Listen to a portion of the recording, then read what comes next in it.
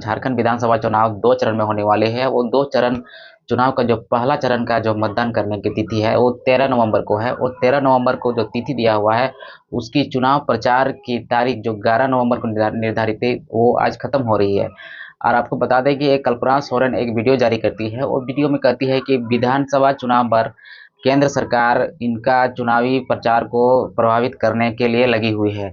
आपको बता दें कि आज उन्होंने घाटशिला के एक चुनावी सभा को संबोधित किया और संबोधित करने के बाद उनकी जो हेलीकॉप्टर है उसके साथ वो दूसरी जगह भी उनका चुनाव सभा रखा गया था। लातेहार, जगन्नाथपुर और भी कई जगहों पर उनका चुनाव सभा संबोधित करने के लिए था, मगर उनका ये आरोप है कि बीजेपी सरकार और केंद्र सरकार द्वारा उसे अगली सभा पर जाने के लिए उसे परमिशन नहीं दिया गया।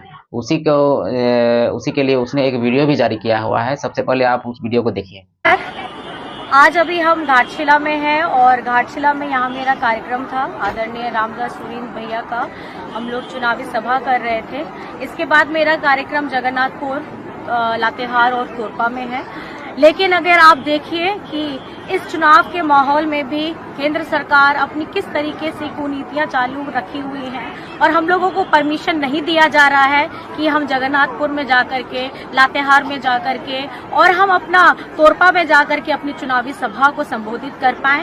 अब ये झारखंड में जो चुनाव हो रहा है, एक तो समय से पहले ये लोग कराते हैं केंद्र सरकार, उसके बाद में ये 5 चरण का चुनाव 2 चरण में कराते हैं और आज जब पहले चरण का आखिरी दिन है, जब चुनाव में हम अपनी जीतोड़ पूरी मेहनत के साथ प्रचार में उतरे हैं, तो ये हमारे आगे के कार्यक्रमों को बाधित कर रहे हैं। मैं आप लोगों को बता देना चाहती हूँ, आप इस बार झारखंड में आपकी कोई भी कुनीतियां चालू नहीं रहेंगी और आप लोगों ने हमारे झारखंड में हमारे चुनाव को जो प्रभाव करने का काम किया है, इसका जवाब आपको जनता देने वाली है।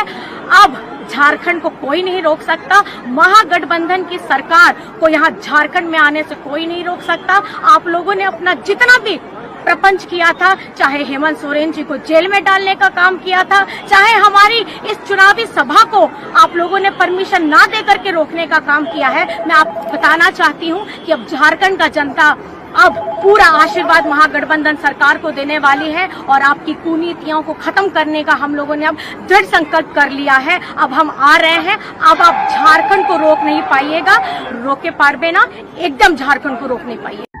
आप देख रहे हैं कि इस वीडियो में वो बता रहे हैं कि केंद्र सरकार किस प्रकार अपने शक्तियों का उपयोग कर रही है। उसको लगता है कि केंद्र सरकार द्वारा ही उसके चुनावी सभा में नहीं जाने के लिए उसको रोका गया है। आपको ये भी बता दें कि यदि वो नहीं जा पाई, उसके बाद उसने अपने मोबाइल फ़ोन से ही, जहां उसका सभा रखा गया था, जहां वो जा नहीं पाई, वहां मोबाइल से ही उस चुनावी सभा को संबोधित की। वो भी एक नया तरीका था। आप उस वीडियो को भी देख सकते हैं। चुनावी सभा में लातेहार में उपस्थित हमारी सभी माताएं बहनें, हमारे सभी भाई दादा, हमारे सभी बड़े बुजुर्ग और मंच पे उपस्थित हमारे महागठबंधन के सभी साथी गणों के साथ मैं सभी को मेरी तरफ से झारखंडी जोहार करती हूँ, नमस्कार करती हूँ, प्रणाम करती हूँ।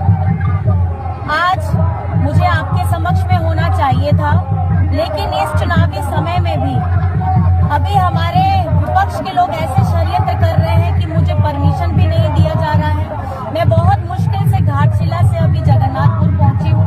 अभी मैं लातेहार नहीं पहुंच पाऊंगी, लेकिन मैं अपना संदेश यही देना चाहती हूँ, क्योंकि ये सरकार, हमारी महागठबंधन की सरकार, हर एक गरीब किसान, एक मजदूर, पीड़ित, दलित, हमारे आदिवासी, हमारे अल्पसंख्यक, हमारे पिछड़ों, हमारे उन लोगों का सरकार है जिनका दमन बहुत पहले से भी किया जा रहा है और आज भी झारखंड बनने के 24 वर्ष पूरे हो रहे हैं और उस वक्त में भी इस चुनावी समर में, जब झारखंड में चुनाव समय से पहले भी कराया जाता है और उसके साथ 5 चरण का चुनाव 2 चरण में कराया।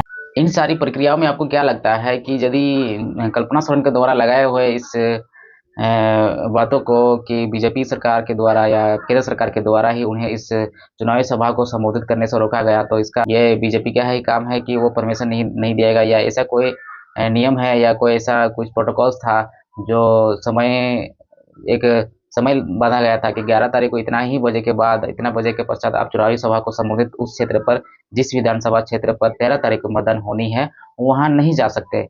या यदि इस तरह की कोई चुनाव आयुक्त के द्वारा या चुनावी प्रक्रिया में इसी तरह के कोई नियमकरण होती है तो उसके द्वारा भी जाने से रोका जा सकता है। मगर जिस प्रकार से कल्पना सोरेन आरोप लगा रही हैं, उससे साफ यह पता चलता है कि ये केंद्र सरकार या कोई बीजेपी के द्वारा ही उन्हें किसी प्रकार का शक्ति का प्रयोग करते हुए उसको चुनावी सभा में जाने से रोका गया हो।